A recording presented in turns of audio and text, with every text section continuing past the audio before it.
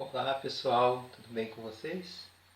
Dando continuidade sobre a nossa aula a respeito da importância do ciclo da água em nossas vidas, vimos na aula anterior sobre a importância do ciclo da água em relação à produção de energia elétrica, também em relação à produção da alimentação e em relação à pesca, né?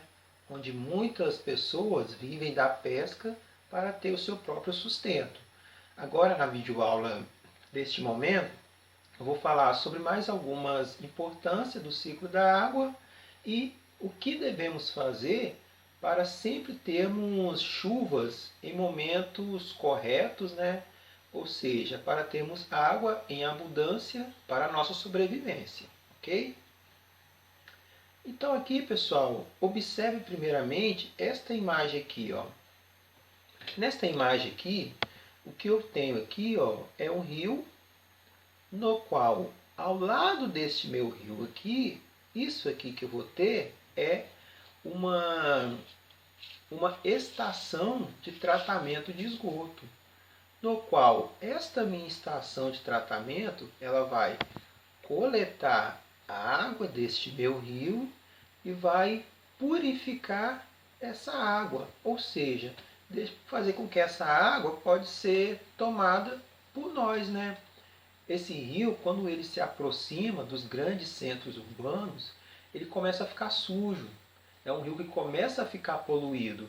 Quando ele nasce, lá na nascente, ele é um rio limpo. Mas quando ele vai chegando, se aproximando da cidade, ele fica sujo. Então, nós não podemos consumir essa água. Precisamos do quê? De uma estação de tratamento que vai limpar, vai purificar essa água para que nós possamos beber, né? Igual vocês podem ver nessa imagem aí. Então, agora o que acontece se a água desse rio começa a secar? Ou seja, se eu não tenho chuva. Se eu não tenho chuva, sinal que o ciclo da água está o quê? Está bem ruim, né? Então, se eu não tenho chuva, ó, eu posso ter uma situação dessa aqui. Ó, olha só essa imagem. As pessoas começam a não ter água para beber. Por quê? Porque essa estação de tratamento não vai tratar a água. Se não tem água para ela tratar, purificar, como ela vai mandar água para os grandes centros urbanos? E aí podemos ter um grave problema, certo? E o que temos que fazer para preservar, para sempre termos água em abundância? Ou seja, ter aquela chuva, né, de período em período para sempre termos água. Observe essa imagem aqui, ó. Olha só que imagem bonita.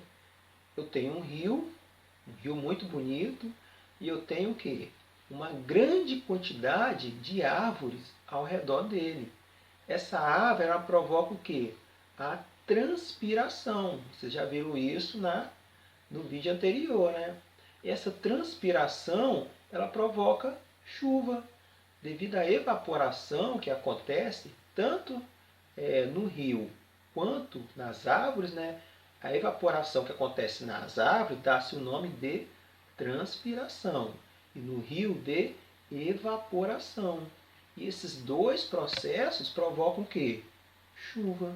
Então, quando acontece de eu ter desmatamento, queimada, eu não vou ter essas florestas para estar auxiliando na formação da chuva. E isso pode prejudicar bastante, né, a formação de períodos de chuva, e dessa maneira eu posso chegar a uma situação como dessa imagem aqui. Uma situação de seca, onde vai agravar de maneira gigantesca, né, a vida de muitas pessoas que dependem de um meio básico de sobrevivência, que é o quê? A água, né? Então, por isso da importância de preservar, de manter as árvores em abundância ao redor dos rios, porque os rios dependem dessas árvores para o quê? Para continuar chovendo e eles sempre continuar em abundância.